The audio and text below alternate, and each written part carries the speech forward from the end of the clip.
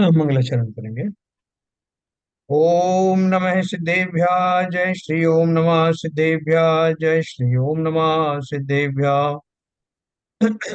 मंगलम भगवान वीरो मंगलम गौतमो गणी मंगलम कुंद कुंदाद्यो जयंधर्मोस्तु मंगलम सर्वमंगल मांगल्यम सर्वकल्याणकारकम प्रधानम सर्वधर्माणां जयनं जयतु शासनम जैनम जयतु शासनम जैनम जयतु शासनम। नमः समय साराय स्वानुभूत्या चकाशते चित स्वभावाय भावाय सर्वभावांतरच्छिदे। तो हमारा विषय चल रहा है कुंदकुंदाचार्य द्वारा रचित समय सार नाम का परमागम ग्रंथ, जिसमें हमने अभी 2 दिन से जो चर्चा चल रही है वो ये चल रही है कि ये बात सही है कि निश्चय को समझाने के लिए व्यवहार की का आश्रय लिया जाता है। जो उसमें हमने वो पढ़ा कि जैसे कोई म्लेच्छ है उसको समझाने के लिए उसकी भाषा बोलनी पड़ती है, उसी प्रकार से जो जीव व्यवहार में ही मस्त हो रहे हैं, व्यवहार का ही जिन्हें ज्ञान है, उन्हें निश्चय की बात बताने के लिए उन्हीं की भाषा में समझाना पड़ता, उन्हीं के उदाहरण दिए जाते हैं जो उनको आते हैं, जो उनको समझ में आते हैं। तो वो सब कुछ जो शास्त्र आदि है, जो कुछ भी उपदेशों का जो माध्यम है, उनके माध्यम से जो समझाया जाता है वो सब व्यवहार में ही आता है। वो विशेष तौर से जो वस्तु अमूर्तिक है, आत्मा जैसी वस्तु है जिसका कोई और उदाहरण संसार में है नहीं। तो बाकी सबको तो अपन समझाते हैं कि भाई जो शेर है वो बिल्ली जैसा होता है और ये होता है, समझाते हैं। लेकिन आत्मा को समझाना जो अमूर्तिक है, जो दिखाई देती नहीं, जो किसी भी इंद्री से ग्राह्य नहीं है, उसको समझाने के लिए बहुत मेहनत करनी पड़ती है। लेकिन जो कुछ भी कहा जाता है उसको समझाने के लिए वो सब व्यवहार है। तो व्यवहार, लेकिन वो क्या बोलते हैं, जब आपको जैसे ही वो चीज समझ में आ जाए, निश्चय का प्रतिपादन करने वाला व्यवहार जब इसमें सफल हो जाता है, तो उस व्यवहार को फिर साथ ले जाने की जरूरत नहीं, उसको छोड़ना पड़ेगा। है ना, जैसे मैंने आपको नाव की उदाहरण दिया था कि नाव में बैठे बिना उस पार पहुंचते नहीं, और नाव से उतरे बिना उस पार पहुंचते नहीं। उसी प्रकार व्यवहार का आश्रय तो लिया जाता है, लेकिन व्यवहार को यथा योग्य समय पर छोड़ दिया जाता है, और फिर निश्चय के द्वारा प्रतिपादित सिद्धांत का अनुभवन किया जाता है।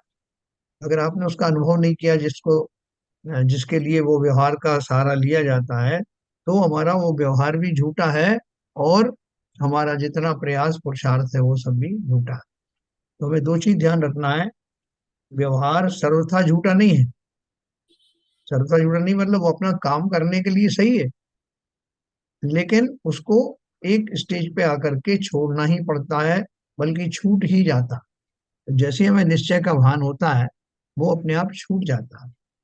तो जो धैर्यवान पुरुष है, वो व्यवहार में के द्वारा जो निश्चय का कथन किया जाता है उसको बहुत धैर्य पूर्वक सुनते हैं, समझते हैं, और समझ करके जब उनको वो समझ में आ जाता है कि व्यवहार के द्वारा क्या कहा जा रहा है, और उस तक पहुंच जाते हैं, उनको भाव भाषण होने लगता है कि अच्छा इसके लिए ये सब बात बताई जा रही थी, इसके लिए उदाहरण दी जा रहे थे, इसके लिए कथन किया जा रहा था।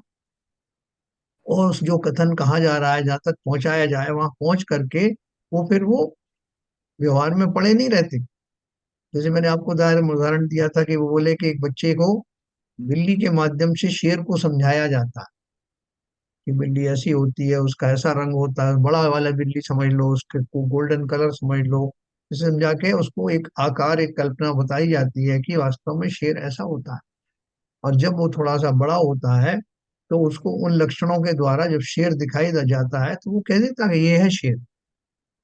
ठीक उसी प्रकार से जिस आत्मा का स्वरूप इतनी मेहनत करके आचार्यों ने बताया, वो बताने के बाद वो सारे लक्षण, फिर उनकी गुंजाइश नहीं रहती कि उनको आप वैसे ही उसी रूप में मानो। बड़ा होने के बाद भी वो बिल्ली को ही शेर माने तो सही नहीं ना। दूसरा, कल एक उदाहरण हमने पढ़ा था, उसको मैं अभी फिर से आज पढ़ूंगा आपको, जो लोग कल नहीं भी थे और बहुत सारे लोगों ने ये रिक्वेस्ट की थी कि दोबारा ये गाथा पढ़ी जाए, तो अपन उस गाथा को दोबारा पढ़ रहे हैं। और बहुत सिंपल है, उसका एसेंस मैंने अभी आपको बता दिया। उसी के माध्यम से अपन समझेंगे कि जो ज्ञानी लोग हैं वो बहुत अच्छे से समझते हैं कि जो बात कही जा रही है वो किस उद्देश्य से कही जा रही है। और वो एकदम गलत भी नहीं है, काल्पनिक नहीं है। बोले व्यवहार सर्वथा अभूतार्थ नहीं है, लेकिन वो इस आशय से अभूतार्थ है कि जब मुझे भूतार्थ शुद्ध निश्चय न्याय का ज्ञान हो गया, अब वो मेरे लिए हे हो गया। तो जो सम्यक दृष्टि बनने चले हैं वो सारे सम्यक सन्मुख मिथ्या दृष्टि, और उनकी भूमिका क्या है, वो ड्यूल दोनों तरह की बातों में जान रहे हैं। व्यवहार के द्वारा निश्चय को जान रहे हैं, ये भी जान रहे हैं कि व्यवहार खाली कथन के लिए कहा गया है, निश्चय से तो जो कहा जा रहा है वही बात सत्य है ना। जैसे अभी एक बात कही जाएगी आपसे, मैं पहले गाथा निकालता हूँ।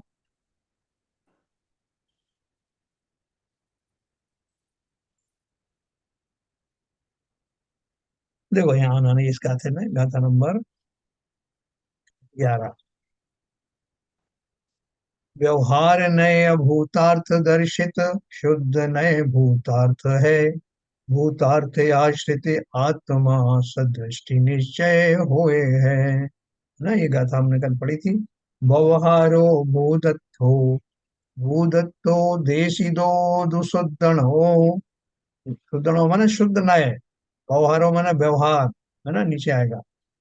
भूदत्तमस्सिदो खलु सम्मादिट्ठी हवति जीवो, संस्कृत टीका में है, व्यवहारो भूतार्थो, भूतार्थो दर्शितस्तु शुद्ध नय है, भूतार्थमाश्रित खलु सम्यक दृष्टिर्भवति जीव। हाँ, ये गाथा का यह अर्थ था। व्यवहार नय अभूतार्थ है, और शुद्ध नय भूतार्थ है, ऐसा ऋषीश्वरों ने बताया है। भूतार्थ माने वास्तविक है, सच्चा है। जो जीव भूतार्थ का आश्रय लेता है वह जीव निश्चय से वास्तव में सम्यक दृष्टि होता है। तो कल किसी ने प्रश्न पूछा था कि भाई सम्यक दृष्टि तो जब बनेंगे तब बनेंगे, तो प्रारंभ में तो आपको जो है वो उसका व्यवहार का सहारा लेना पड़ेगा ना। और आप व्यवहार का सहारा लेने का मना कर रहे हैं।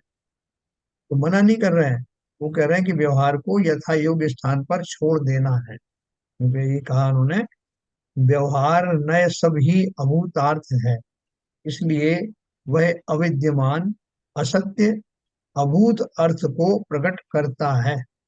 शुद्ध न एक ही भूतार्थ होने से विद्यमान सत्य भूत अर्थ को प्रकट करता है।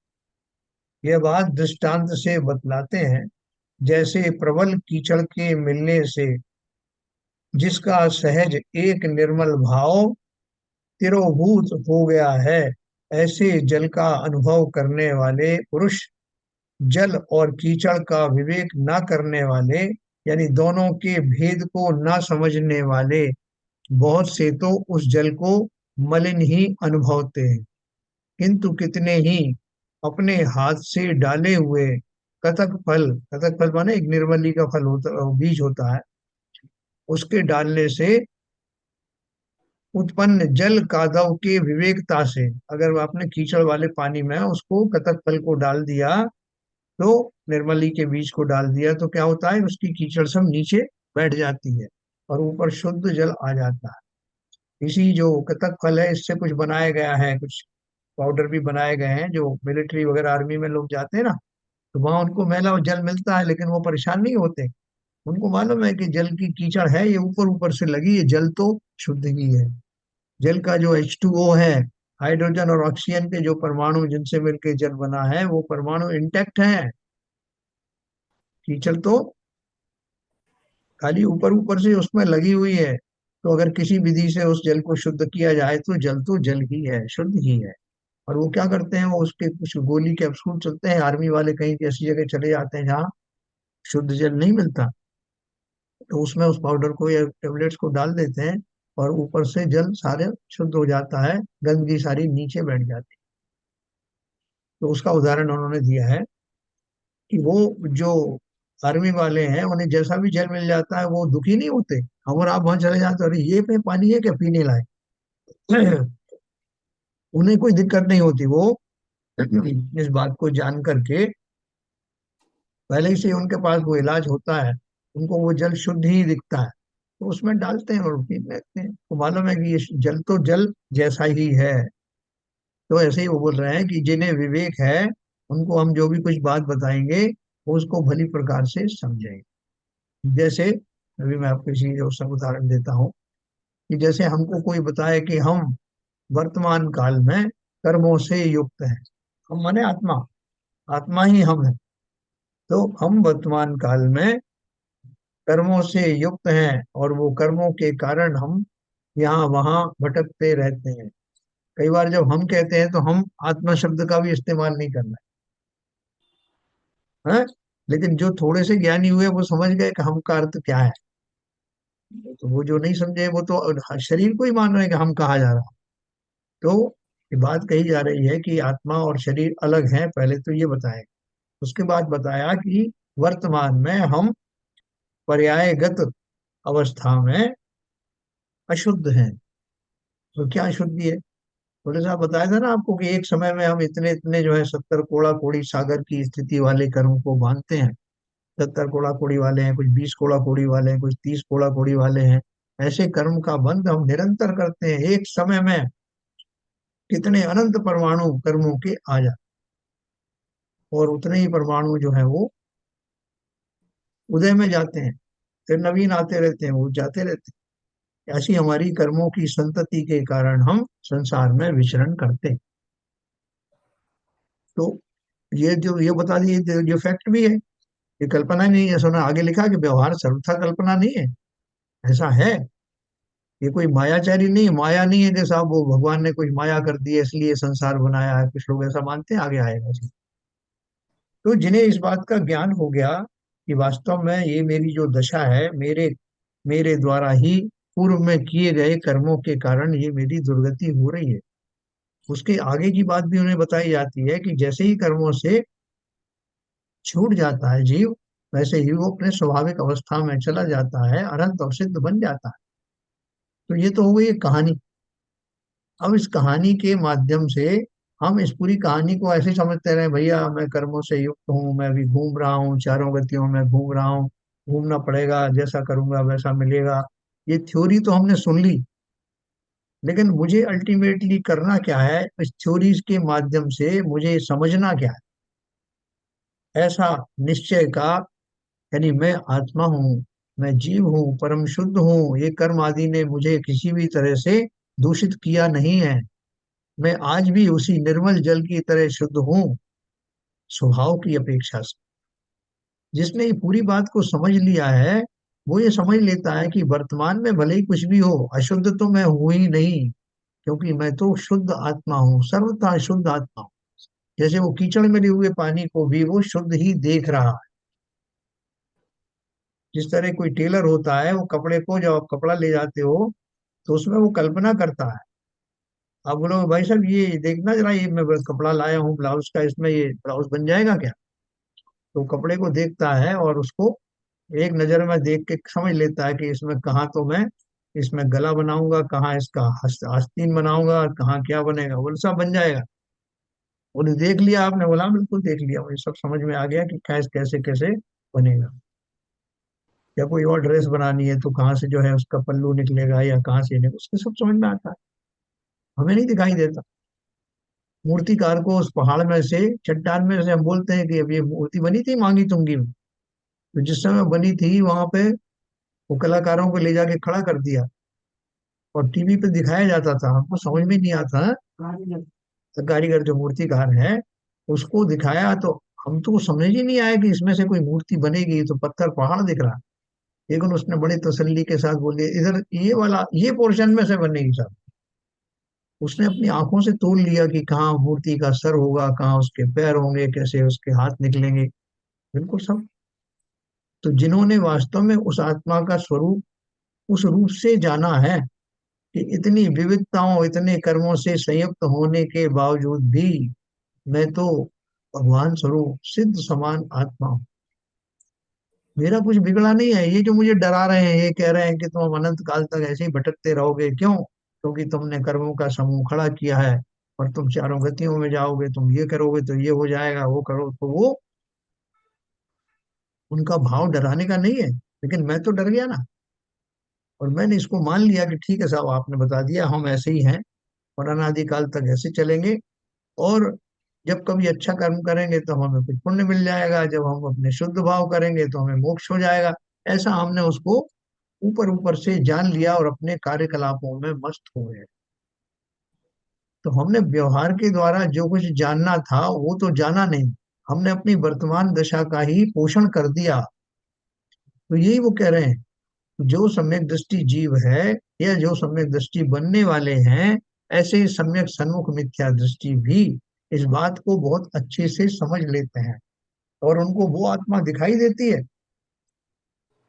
कि इतने विविधताओं के संकटों के बीच में भी उन्हें अपनी आत्मा का दर्शन परोक्ष में होने लगता है कि ओ, इन सब कर्मों के बीच में स्थित मैं, मेरा बिगड़ा कुछ भी नहीं। जैसे उस कीचड़ वाले पानी को देखने के बाद भी वो आर्मी वाले के हाथ में वो कैप्सूल होती हैं, वो गोलियां होती हैं, उसको मालूम है इसमें डालना है और स्वच्छ हो जाएगा। वो उस पानी को देख के ना तो बुरा मानता है ना दुखी होता है। उसी तरह से अपनी वर्तमान अवस्था को समझने के बाद अपना स्वरूप श्रुत के द्वारा, व्यवहार के द्वारा, उपदेशों के द्वारा जान करके अब मुझे करना क्या है। तो करना क्या है, तो मैं हमेशा यही मानता रहूं कि मैं तो कर्मों से युक्त हूं, मैं तो कभी छूटूंगा नहीं। अगर मैं इसी में पड़ा रहा तो वो आत्मा मुझे दिखाई देगी नहीं। उसको सच्चा मान करके उसको, और मेरा अपना जो प्रयास है, मुझे क्या करना, मुझे कुछ प्रयास नहीं करना भाई साहब, बस खाओ पियो मौज करो, यही साथ जाए। तो इसमें तो हम लगे हुए ना। तो अगर हमारी यही दिशा बनी रही तो हमने इस व्यवहार को जिसके द्वारा समझाया उसको चरम तक तो पहुंचा ही नहीं, उसका अर्थ ही नहीं समझा कि उस व्यवहार के द्वारा क्या समझाया जा रहा है। यही थोड़ी समझा जा रहा है कि तुम जो है वर्तमान में दुखी हो, 84 लाख में घूम रहे हो। ये समझाने के लिए नहीं है, इसके माध्यम से समझाया जा रहा है कि वर्तमान दशा में हम ऐसे हैं, लेकिन इन दशा से निकलना ही होगा, निकल कर ही हमारा कल्याण। तो जो कल जिन्होंने पूछा था कि हम अभी सम्यक दृष्टि बने नहीं, मिथ्या दृष्टि बने हुए हैं, तो व्यवहार आप मना कर रहे हैं, तो कैसे सम्यक दृष्टि बनेंगे। सम्यक दृष्टि को समझ में आता है कि भूतार्थ क्या है। बिल्कुल सही है। सम्यक दृष्टि जब उसको फिर देखता है कि मैंने जो सोचा था वो सही है गलत है, तो वो उसकी बाद की दशा में तो वो उसकी पुष्टि करने ही वाला है। लेकिन कादम वर्तमान कादम में क्या कादम? है कादर माने कादम कीचड़। कादम माने? कीचड़ कीचड़। अच्छा। हम्म। तो वर्तमान दशा में आप लोग समझ गए होंगे बिल्कुल कि मैं क्या कहना चाहता हूँ। अपनी वर्तमान दशा को समझना भी आवश्यक है। लेकिन जब हम कहते हैं हम नरक में गए भाई साहब, हम जो है त्रियंच बने, हमने क्या क्या कष्ट सहे, आप क्या जाने। तो ये सब व्यवहार का कथन है। निश्चय का कथन क्या है कि हम कहीं भी गए, इस शरीर के साथ जहां जहां गए, या वहां हमें जो जो शरीर मिले, उन सब में मैं उस रूप का टाइटल मैंने जरूर पाया। नरक में गया तो मुझे नारकी कह दिया गया, देवगति में गया तो मुझे देव कह दिया गया, है ना। पशुगति में गया तो मुझे तिर्यंच कह दिया गया, मुझे केंद्रियों में गया तो मुझे निगोदिया या और स्थावर जीव कह दिया गया। लेकिन मैं अब जान गया हूं कि मेरा ना तो कुछ बिगड़ा है, ना मेरा कुछ रूप बदला है। मैं सर्व अवस्थाओं में रहने वाला शुद्ध आत्म द्रव्य हूँ। ऐसा मुझे दो तरह से हो सकता है ज्ञात। एक तो हम ऐसा उपदेश पढ़ रहे हैं कि हाँ साहब मैंने पढ़ा था, परसों ही तो पढ़ा था मैंने, उसमें लिखा था, कोई कह रहा था कि हम आत्मा है। होंगे साहब जो भी है, हमें क्या करना है ना, अपना टाइम जो है अच्छे से गुजर जाए, बस यही साथ। और दूसरा जो है इस बात से अलर्ट हो जाए और दुखी भी ना हो कि किसने जो है वो नरकों में, अब नरकों की यातना की याद दिलाते ना, तो हमारे रोंगटे खड़े हो जाते हैं। लेकिन जो सम्यक दृष्टि है या सम्यक सन्मुख मिथ्या दृष्टि है, वो इस बात को समझ जाते हैं कि उन सब जगहों पर रहकर भी मैंने कष्ट नहीं पाया। फिर क्या बात कर रहे हो आप, मैंने नहीं तो किसी किसने पाया।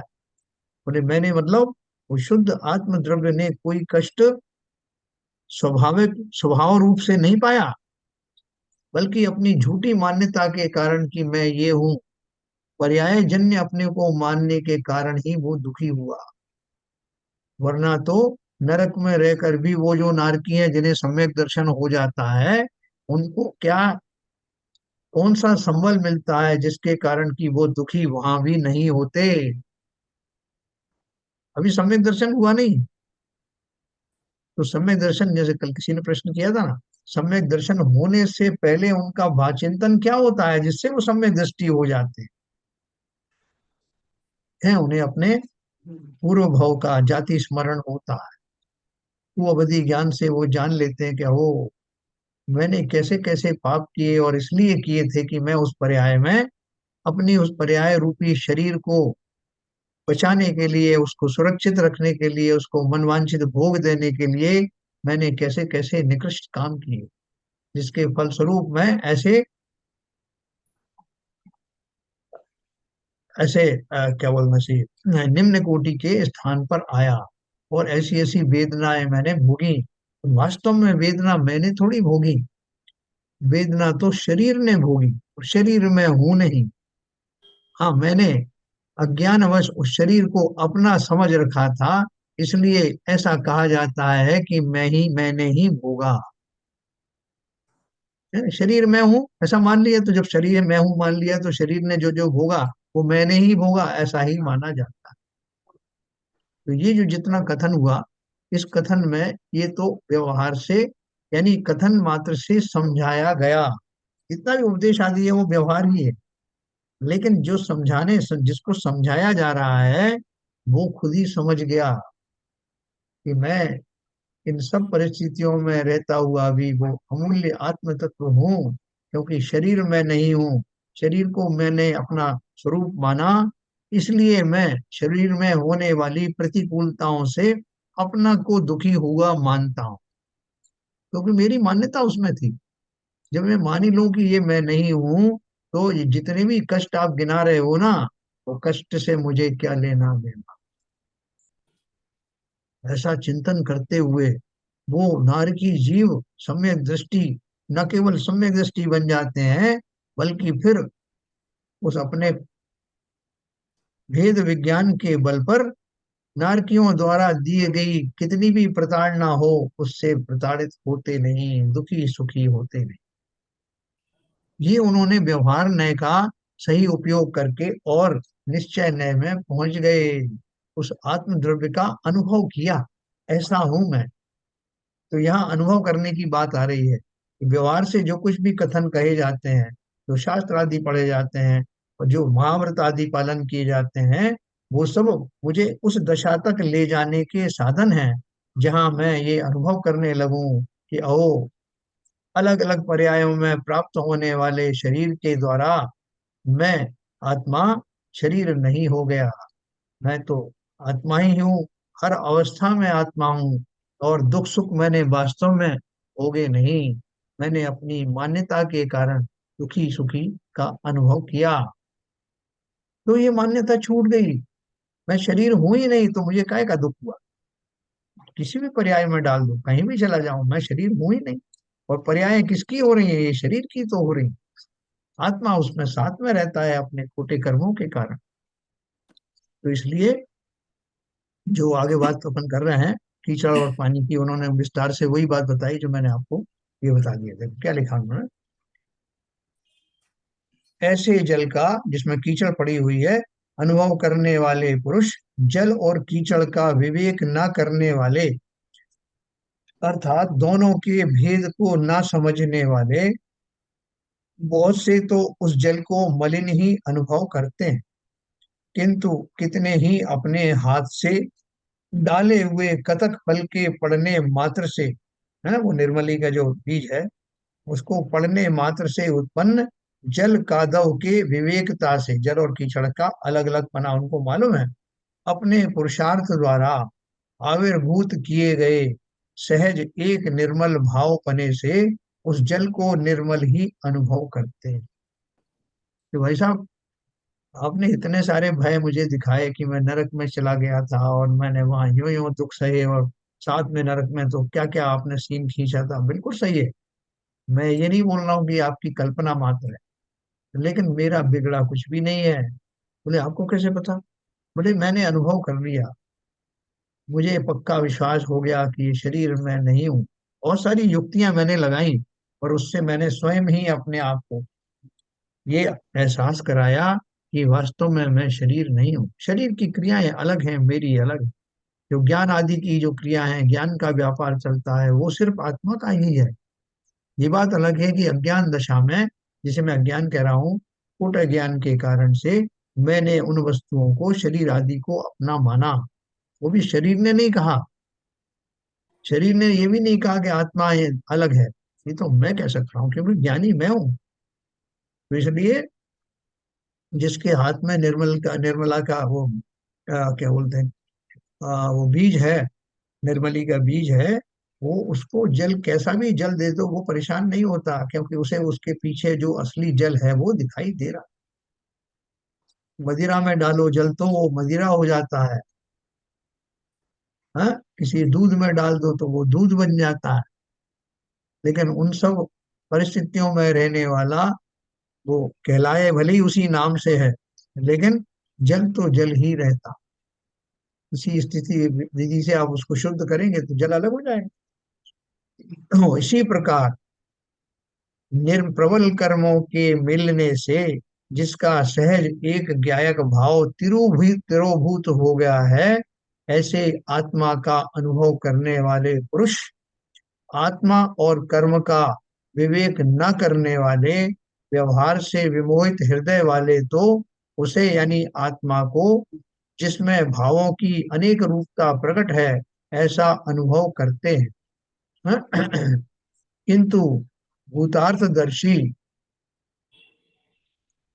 अपनी बुद्धि से डाले हुए शुद्ध नय के अनुसार बोध उत्पन्न होने मात्र से उत्पन्न आत्म कर्म के विवेकता से अपने पुरुषार्थ द्वारा आविर्भाव किए गए सहज एक ज्ञायक भावत्व के कारण उसे यानी आत्मा को, जिसमें एक ज्ञायक भाव प्रकाशमान है, ऐसा अनुभव करते हैं। तो वही जो मैंने आपको बताया कि व्यवहार वाला तो यही मानता है कि भैया मैं ऐसा ही हूँ, मैं, मेरे पास में शरीर भी है, और लोग बताते हैं कि मेरे पास कोई आत्मा भी है, और जो भी है सब मिला जुला मामला है।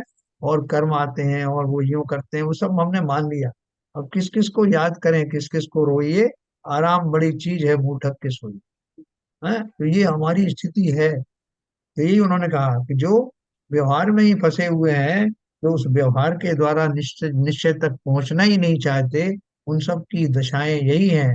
अनादिकाल से मिथ्या दृष्टि बने हैं, आज भी हैं, और आगे भी कितने काल तक रहने वाले हैं, केवल ज्ञानी ही जानते हैं। तो देखो उन्होंने उसमें उदाहरण जो बताया, तो लिखा है यहाँ शुद्ध नय कतक फल के स्थान पर है।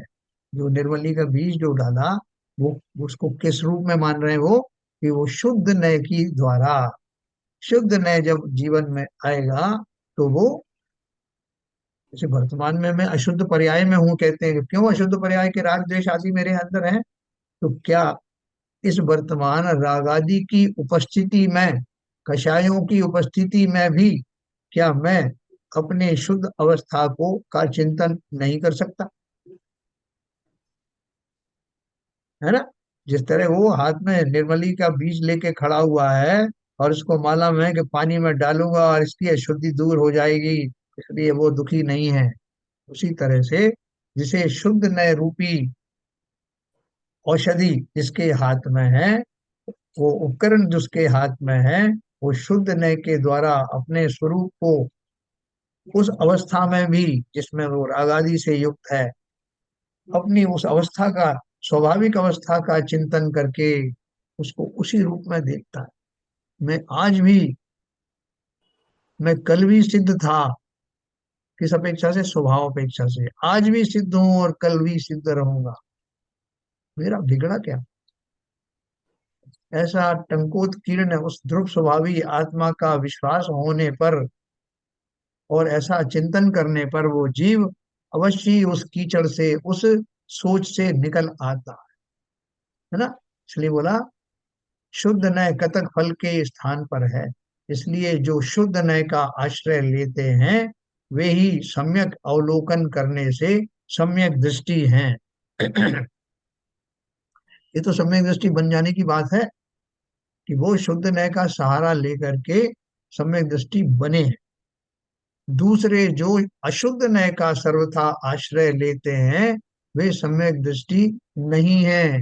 नहीं है का अर्थ क्या है? नहीं बने हैं। अशुद्ध न्याय का क्या लिया? इसलिए कर्मों से भिन्न आत्मा को देखने वालों को व्यवहार न्याय अनुसरण करने योग्य नहीं है। अरे बहुत सिंपल बात है कि आप मुझे कितना ही डरा लो, आप जो कुछ भी कह रहे हो, मैं ये नहीं बोल रहा हूँ कि आप झूठ बोल रहे हो, लेकिन मुझे तो वो अपना स्वरूप दिखाई दे रहा है ना। कि भाई साहब, आपने गए देवगति में गए, आपने बड़े वो सुख भोगे, नरक में गए बड़े दुख भोगे। तो मैं जान गया हूँ उसके माध्यम से, जिसे भेद विज्ञान हो चला है, वो कहेगा ये सब जो बात है मेरे कोई काम की नहीं। ये तो मैं जान गया हूँ कि मैं इन इन पर्यायों में रहा, लेकिन मैं ये भी जान गया हूँ कि मैं सदा काल दुखी रहने वाला नहीं। जब तक मैंने शरीर को अपना माना, तब तक ही ये सारी फिलॉसफी मुझे दुखी सुखी करने के काम आती है। जब मैंने मान ही लिया कि मैं शरीर नहीं हूँ, और यही अज्ञान मेरे दुखों का कारण था कि मैं शरीर हूँ, तभी उसी घड़ी से मेरा सुख प्रारंभ हो गया। है ना, ये भावार्थ में उन्होंने बताया। यहाँ व्यवहार को अभूतार्थ और शुद्ध नय को भूतार्थ कहा है। भूतार्थ माने वास्तविक, सच्चा, जिसका विषय विद्यमान ना हो, सत्यार्थ हो, उसे अभूतार्थ कहते हैं। व्यवहार नय को अभूतार्थ कहने का आशय यह है कि शुद्ध नय का विषय अभेद एकाकार रूप नित्य द्रव्य है। उसकी दृष्टि में भेद दिखाई नहीं देता। आत्मद्रव्य क्या है? कि मैं पुरुषात्मा हूँ, मैं स्त्री आत्मा हूँ, मैं नपुंसक आत्मा हूँ, मैं चींटी आत्मा हूँ, मैं हाथी आत्मा हूँ, ऐसे आत्मा के भेद तो है नहीं। मैं अभेद हूँ, मेरे अंदर में जो भेद करके दिखाए जाते हैं वो भेद भी कहीं अलग अलग नहीं पड़े। शक्कर के अंदर में मिठास भी होती है और सफेदीपन भी होता है। तो अपन कहें कि साहब शक्कर के कितने भाग में सफेदी और कितने भाग में मीठापन, तो क्या जवाब आएगा? कि शक्कर से सफेदी और मिठास अलग नहीं है, इसलिए वो उसके संपूर्ण प्रदेशों में पाई जाती। ठीक उसी प्रकार से कर्म आदि रागादि कषाय आदि ये सब ऊपर ऊपर से तो लग गए हैं होली के रंगों की तरह, लेकिन अंदर से तो मैं वैसा ही शुद्ध निराला आत्मद्रव्य हूँ। मेरा ना तो कुछ बिगड़ा है ना कभी बिगड़ेगा। मैं अपनी भूल और मूर्खता के कारण शरीर को अपना मान करके दुखी सुखी होता रहा, आर्त रोध ध्यान करता रहा, जिसके फलस्वरूप मैं भटकता रहा, जिसकी सजाएं मुझे मिली। लेकिन वो सजाएं भी देखो प्रकृति में कितना अच्छी उदारता है कि वो सजाएं भी कभी मुझे छू नहीं पाई। शरीर को ही मिली, शरीर के माध्यम से ही मैंने वो सब किया था, मान्यताएं की थी, विषादी का सेवन किया था, इसलिए सारी सजाएं भी शरीर को ही मिली। लेकिन मैं दुखी इसलिए हुआ कि मैंने उस शरीर को अपना मान लिया था, अपना स्वरूप मान। जिस क्षण पड़ोसी को पड़ोसी मान लोगे, उस क्षण आपको वैसा कष्ट थोड़ी होगा जैसे आपके पेट में दर्द हुआ। पड़ोसी के पेट में दर्द हुआ तो आपके पेट में वैसा ही दर्द अनुभव होगा, ऐसा तो हो नहीं सकता। तो इसलिए इस जो फाइन लाइन है उसको समझना, इसी बात को समझाया जा रहा है। और आगे उन्होंने क्या बोला? अभेद दृष्टि से देखना, उसकी दृष्टि में भेद अविद्यमान असत्यार्थ कहना चाहिए, ऐसा ना समझना चाहिए। फिर वो क्या बोल रहे हैं कि ऐसा मत समझे ना कि व्यवहार है ही नहीं, व्यवहार है। ऐसा ना समझना चाहिए कि भेद रूप कोई वस्तु ही नहीं है। यदि ऐसा माना जाए, जैसे वेदांत मत वाले भेद रूप अनित्य को देखकर अवस्तु माया स्वरूप कहते हैं, और सर्वव्यापक एक अभेद नित्य शुद्ध ब्रह्म को वस्तु कहते हैं, वैसा सिद्ध हो। एक वेदांत मत था जिसके बारे में हमने पढ़ा था मोक्ष मार्ग प्रकाशक में। उसके मानने वाले क्या समझते हैं कि मात्र एक ब्रह्मा जी हैं, शुद्ध ब्रह्मा जी हैं, या जो विष्णु महेश आदि हैं। उसके अलावा जो कुछ भी जो सच्ची बनाई है वो तो माया है। जिस तरह जादूगर अपना सड़क पे वो आम मगर नकली आम बना के दिखाता है ना, कहते हैं हमारी वो उसने नजर बंद कर दी और हाथ की सफाई कर रहा है, ऐसे ही हाथ की सफाई के रूप में दिखाई पड़ रहा है ये संसार। वास्तव में संसार है ही नहीं। तो बोल रहे हैं ऐसा भी नहीं है, उसका अस्तित्व मानते नहीं है, वो तो सब खाली आपको छलावा करने के लिए संसार बना है, वास्तव में संसार नहीं। तो बोल रहे हैं उसी तरह से, इसलिए यहाँ समझना चाहिए कि जिन वाणी शाद्वाद रूप है, जो व्यवहार का कथन है वो किसी अपेक्षा से किया गया है। शाद्वाद का अर्थ क्या है? दोनों नयों से बात कर रहे हैं। उसमें व्यवहार नय से कुछ कहा जाता है, शुद्ध नय से कुछ और कहा जाता है, लेकिन दोनों एक दूसरे के कॉम्प्लीमेंट्री हैं। व्यवहार नय को के द्वारा शुद्ध नय का प्रतिपादन किया जाता है।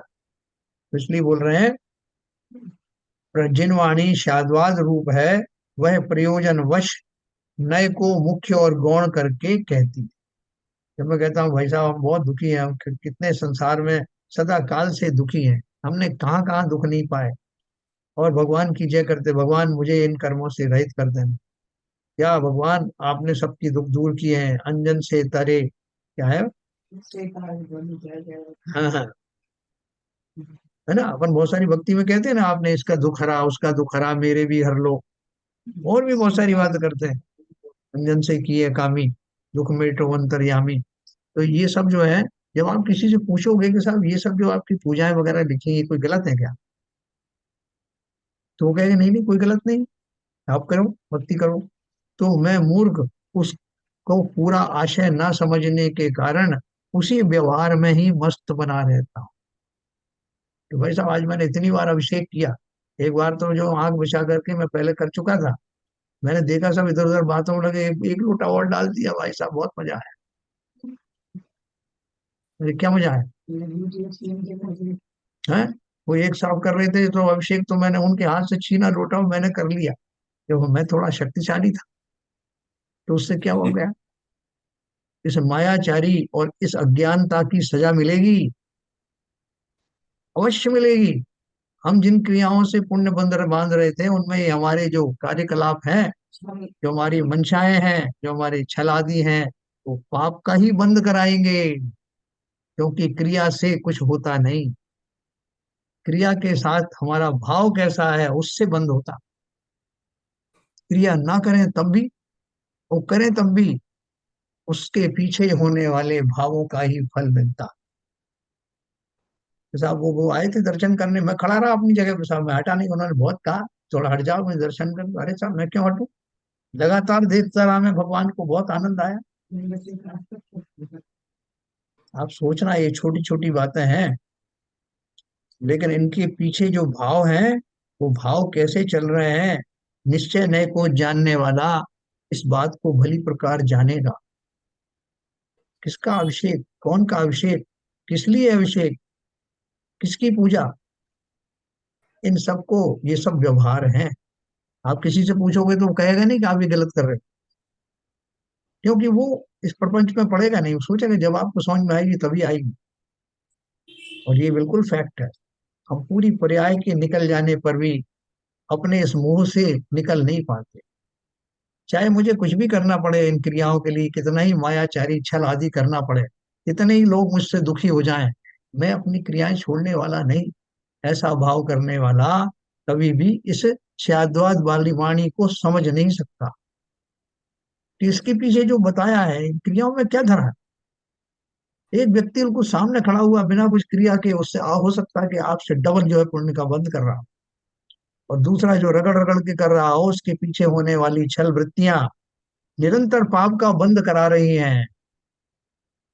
ये हमें भली प्रकार ज्ञात होना चाहिए। तो आगे क्या लिखा है, इसलिए यहाँ ऐसा समझना चाहिए कि जिनवाणी शाद्वाद रूप है, वह प्रयोजन वश नय को मुख्य गौण करके कहती है ना। प्राणियों को भेद रूप व्यवहार का पक्ष तो अनादि काल से ही है। जब मैं भक्ति की बात करता हूँ, हम लोग भक्ति का बोलते हैं कि भगवान के जिनेन्द्र देव के गुणों का, उनकी भक्ति करो, रोज जो है पूजन करो, मंदिर में आओ, अभिषेक करो, तो ये सब एक अपेक्षा से तो सही है। वो अपेक्षा ही मुझे समझ में नहीं आती। वो अपेक्षा मुझे पुण्य बांधने के लिए नहीं कहा जा रहा, अपेक्षा ये है कि इस बहाने से आप अपने मन को संतुलित करोगे। जिनेंद्र देव के गुण देख करके आपको भी ऐसी लालसा होगी कि मेरे अंदर भी, चूंकि मैं भी आत्मा हूँ, वो गुण अब विकसित हो, प्रकट हो, मैं उन जैसा बनना चाहता हूँ।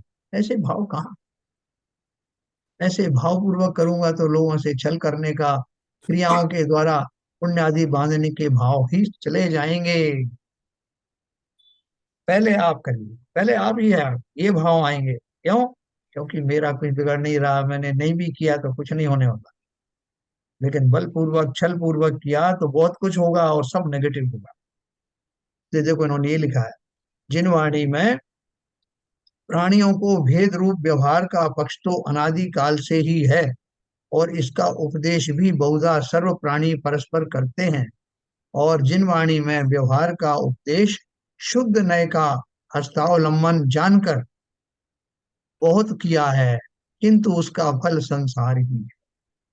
हम लोगों से कहलवाते हैं, तो हमें क्रियाओं में बहुत आनंद आता है या भक्ति आदि में बहुत आनंद आता है, तो हम लोगों से प्रश्न भी ये पूछते हैं और उत्तर भी वही चाहते हैं जो हम लेना चाहते हैं। क्योंकि साहब वो हमने दो पूजन करी साहब आज, और थोड़ा जाप दिया, और साहब हमने ये भी किया, और थोड़ा मंदिरों में दान में दिया, तो हम ठीक कर रहे हैं ना। तो सामने वाला भी यही कहेगा, या तो जिससे पूछ रहे हैं वो भी व्यवहारवान है, तो वो तो कहेगा बहुत बढ़िया किया आपने, अच्छा बहुत बढ़िया, मजा आ गया, बहुत पुण्य का बंद किया। और जो निश्चय वाला होगा, वो आपकी बात का या तो जवाब ही नहीं देगा, मतलब आपको वो इनकरेज भी नहीं करेगा, हाँ ठीक है, अच्छा। क्यों? क्योंकि उसको मालूम है कि ये क्या चाहता है, इसकी प्रशंसा चाहता है, इसकी आलोचना करेंगे तो ये नाराज भी हो जाएगा, दुखी हो, समझेगा तो है नहीं। लेकिन अगर वास्तव में हम समझने को तैयार हैं, तो ज्ञानी के आचार्यों द्वारा ये जो कहा जा रहा है कि ये सब जो क्रियाएं बहुत कर ली तुमने, अनंत बार मुनि बने, अनंत बार ये सब कुछ किया, लेकिन आज तक सच्चे मुनि तो बने ही नहीं। तो सब कैसे बने सच्चे मुनि? जिन जिनेंद्र देव से तुम आकांक्षाएं कर रहे हो, अनुनय विनय कर रहे हो, उन जैसा बन जाऊं ऐसा प्रयास किया क्या? वही शुद्ध न्याय है। तो देखो उन्होंने बहुत क्लियर लिखा है यहाँ पर, जिन वाणी में व्यवहार का उपदेश शुद्ध न्याय का सहायक जानकर बहुत किया है, किंतु उसका फल संसार ही है। मैं यही करता रहा हूँ साहब, जिनवाणी में लिखा है ना, इतनी पूजन करो, इतना ये करो, 4 बार प्रकंपन करो, इस नमस्कार करो, वो सब दिया है शरणानी योग में।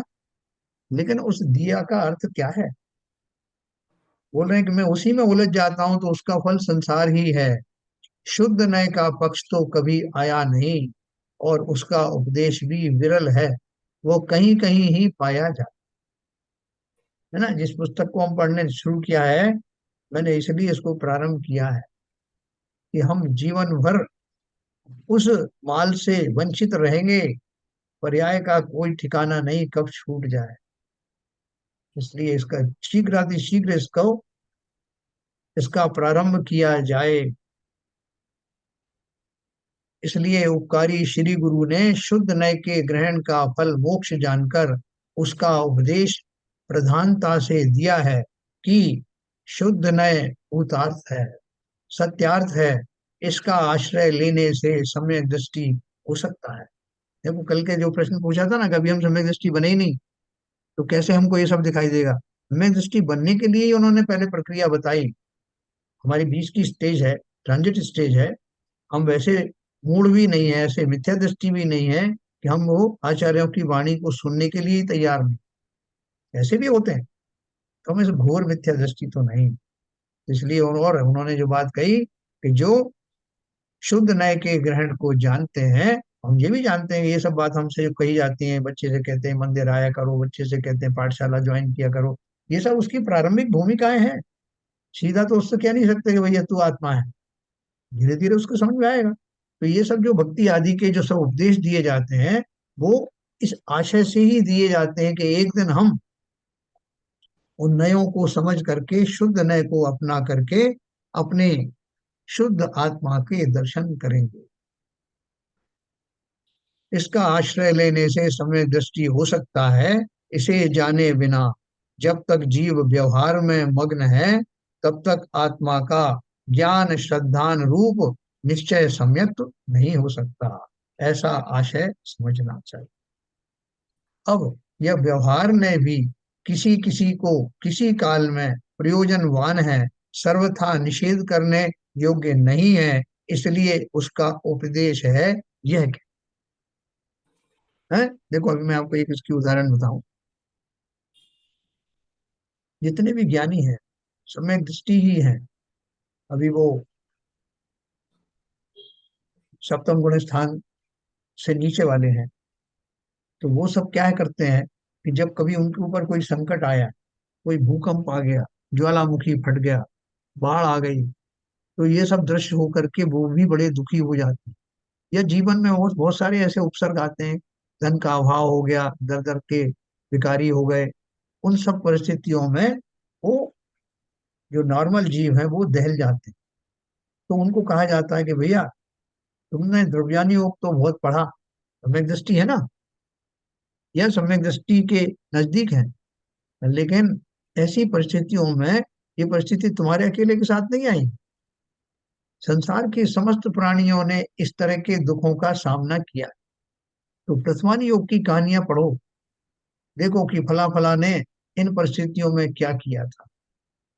अंजना के ऊपर में कैसे कैसे दुख आए, कैसे उस राजकुमारी ने गुफाओं में भटकते हुए, गर्भावस्था में ही, हनुमान जी की माता थी ना, कैसे कैसे दुखों को झेलते हुए भी जिनेंद्र देव को कभी विस्मृत नहीं किया, और फलस्वरूप इतने दीर्घ भटकन के बाद में और वो अपने आर्य का बनी। कैसे कैसे उन्होंने संकट सहे, वहां पर आपको कर्मों का उदय भी दिखाई देगा, वहां उनका प्रयास भी दिखाई देगा। लेकिन हम उसको पढ़ करके कि वो जब अंजना के ऊपर इतना संकट पड़ा और उन्होंने उससे उबर के आ गई, तो ऐसी परिस्थिति में मैं क्यों विचलित हो रहा हूं। सीता जी की कितनी बार परीक्षा हुई और उन्होंने साम्य भाव से परीक्षा दी, रामचंद्र जी को कभी दोषी ठहराया नहीं। ऐसे कितने प्रामाणिक महापुरुष और स्त्रियां रहीं, उनको देख करके हमें अपना संताप भूलने का साहस हो जाता है।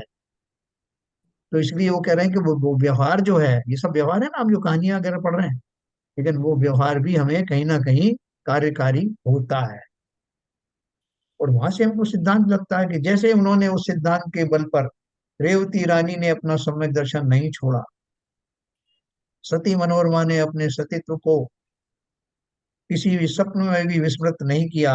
ये सब घटनाएं याद करके उन प्रतिमानी योग के माध्यम से, यानी व्यवहार नय के माध्यम से भी उस जीव ने शुद्ध नय का ही पोषण किया। तो यहाँ इसलिए उन्होंने कहा, देखे परम जो भाव उसको, शुद्ध नय ज्ञातव्य है, ठहरा जो अपरम भाव में, व्यवहार से उपदिष्ट है? मैं बस इसको थोड़ा सा बता के विराम दूंगा। 12वीं गाथा थी ये। शुद्धो शुद्धा देशो, णादब्बो परम भाव दर्शी हम, व्यवहार देशिता पुण, जे दुअ परमेण नित्या भावे। शुद्ध है शुद्धा देशो, ज्ञातव्य है परम भाव दर्शी भी, व्यवहार देशिता पुनर्ये तो परमेशिता भावे। हाँ, जिसका ये हिंदी में था, गाथार्थ बताता हूँ।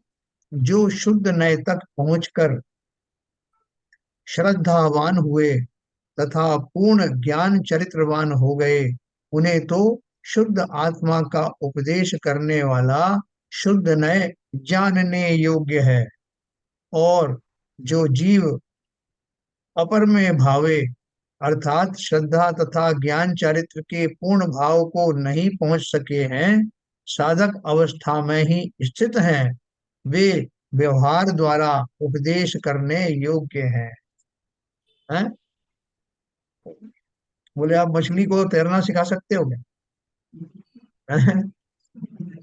तो अपने यहाँ एक आते हैं सज्जन भोपाल के, उनको जब कुछ क्रियाएं बताते कि आप ऐसा करो, आप उसमें से ये कर लो, उसमें बोले मछली को तैरना सिखा रहे हो क्या?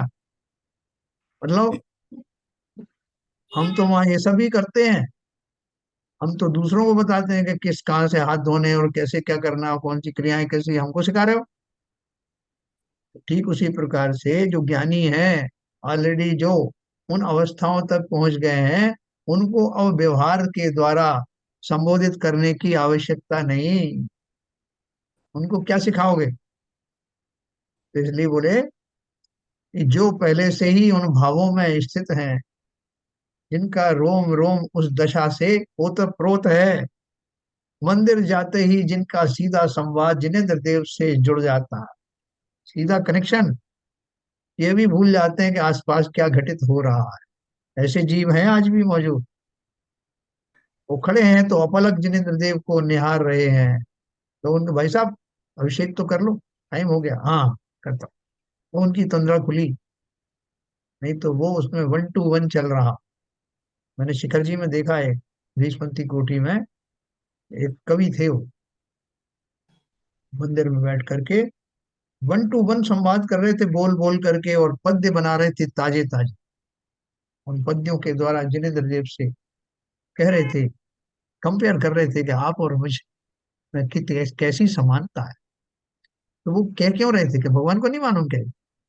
वो खाली अपने उद्गार प्रकट कर रहे थे, और जो उन्होंने अपना हृदय स्थल पर जो भाव अंकित किए थे उनको ही एक्सप्रेस कर रहे थे। तो देखो, ये बोल रहे हैं कि जिन्होंने ऑलरेडी जो उस लेवल पर पहुंच गए हैं, उनको तो फिर इसकी जरूरत नहीं। लेकिन जो जीव अभी श्रद्धा तथा ज्ञान चारित्र के पूर्ण भावों को नहीं पहुंच सके हैं, साधक अवस्था में ही स्थित हैं, वे व्यवहार द्वारा उपदेश करने योग्य हैं। हम और आप कौन है? इसलिए हमें उपदेश दिया जा रहा है।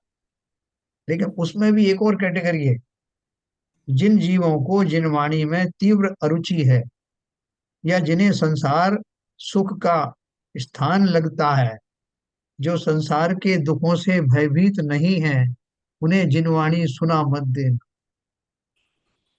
वो सुनना ही नहीं चाहते, वो उसको अन्यथा लेंगे, उन्हें आपसे द्वेष हो जाएगा। इसलिए पात्र पहचानना, बिना बात के आपको वार्तालाप में फंसा देंगे।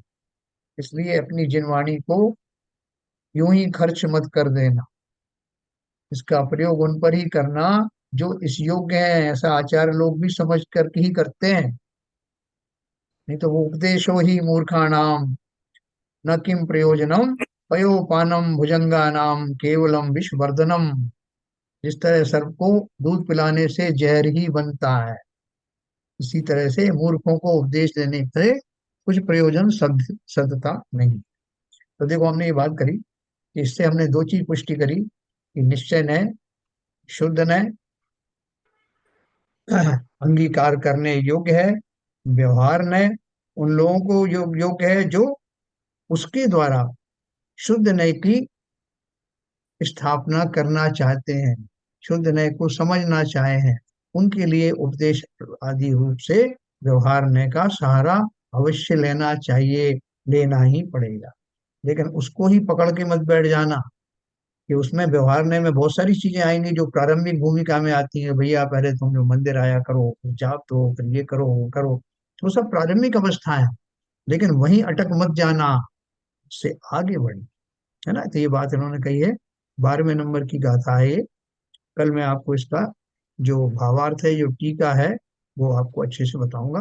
बाकी मैंने उसका जो जीस्ट है वो आपको बता दिया, कल आपको ये बहुत अच्छे से समझ में आएंगे। अभी बताएं, किसी को कोई शंका हो या इसमें कोई बहुत कठिनता आई हो तो बताएं। बोलिए शिवजन साहब। नहीं ठीक है, थोड़ा आगे बढ़े हैं। अच्छा हाँ, है आपने इस गाथा को लिया। थोड़ा जो निश्चय नय, व्यवहार नय और शुद्ध नय में जो डिस्टिंक्शन था, डिफरेंस था, वो थोड़ा आपने और क्लियर किया है। धीरे धीरे आगे बढ़ने की कोशिश कर रहे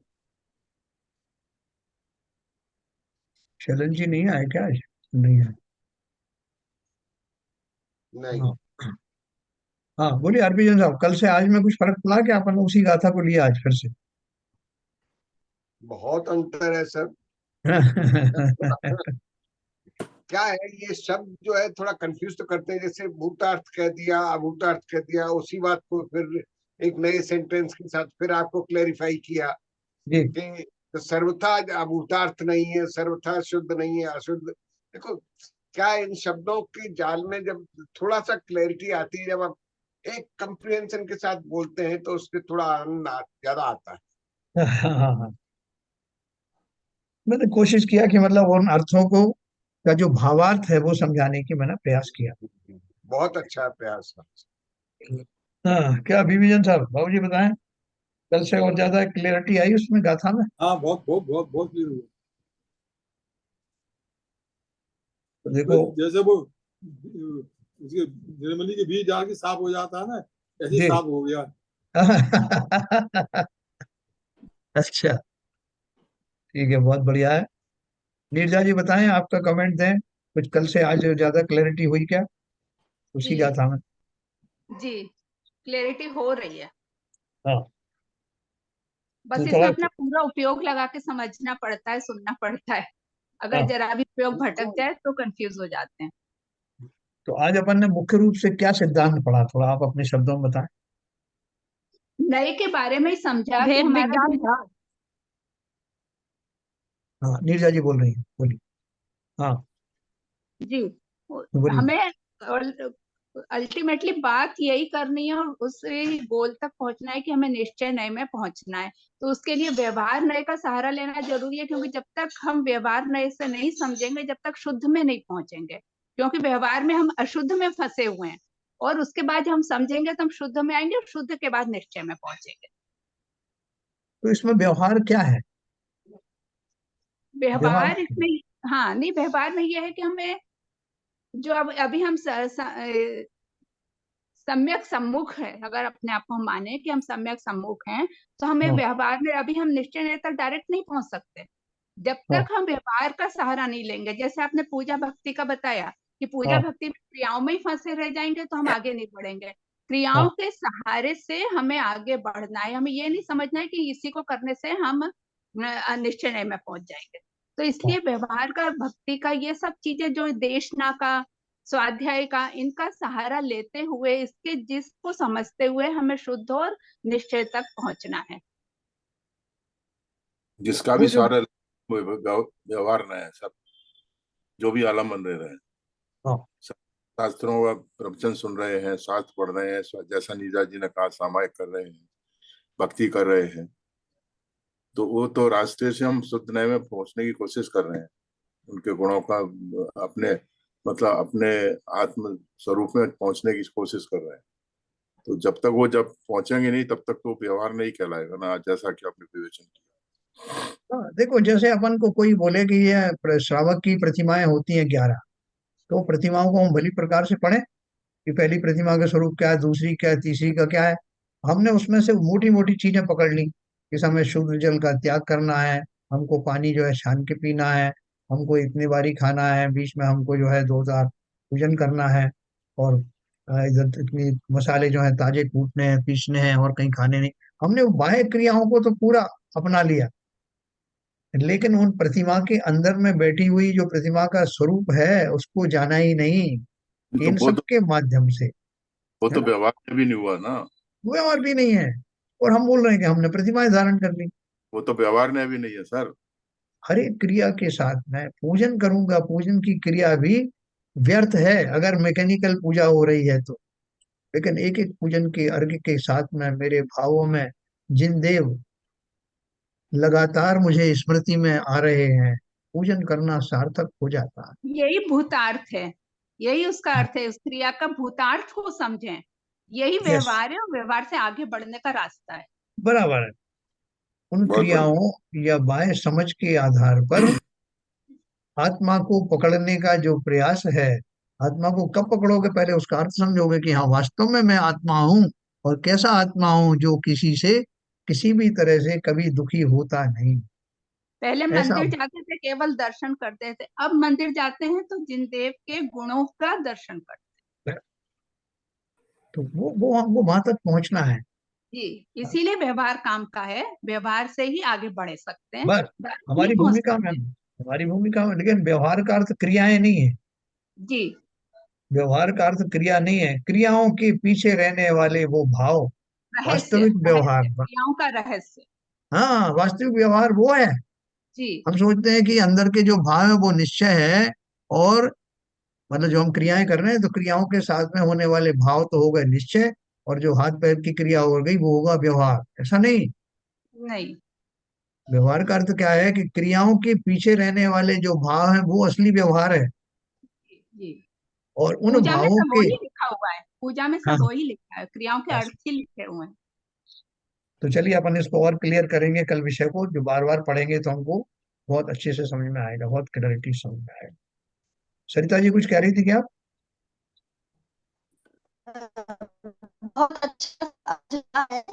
हाँ ना समझ आया, थोड़ी लेट हो गई थी, तो हाँ हाँ। मैं तो यही सोच रही थी कि जैसे हम ध्यान में एक आलम्बन लेते हैं श्वास का, तो यहाँ पर निश्चय तक पहुंचने के लिए, शुद्ध आत्मा तक पहुंचने के लिए हम ये व्यवहार का एक आलम्बन ले रहे हैं, और हाँ, जिस दिन हमने अपने स्वरूप में पहुंच गए तो ये आलम्बन भी छूट जाएगा, वहां पे केवल हमारा सिद्ध शुद्ध स्वरूप ही रहेगा फिर।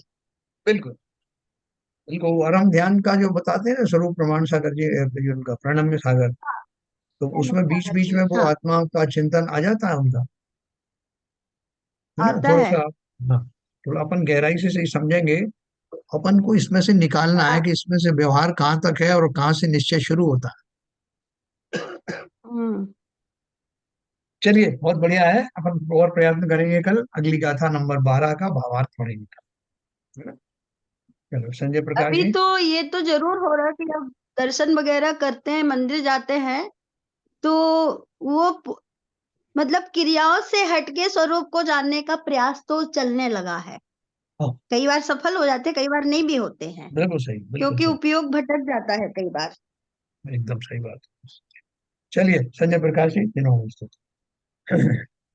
सिरिजिणे वाणी जग कल्याणी जग जने मदितमे मोहे हरि जन मन हारी गण हरे हारी जम जरा भव रोगे हरि तिथैराणं दिव्य जुणिंजो पढ़ई सुड़ई मय्ये धारै नाणं सुखे मणन्तं धरिये सासदे मोखे पदं पावै सासदे मोखे पदं पावै।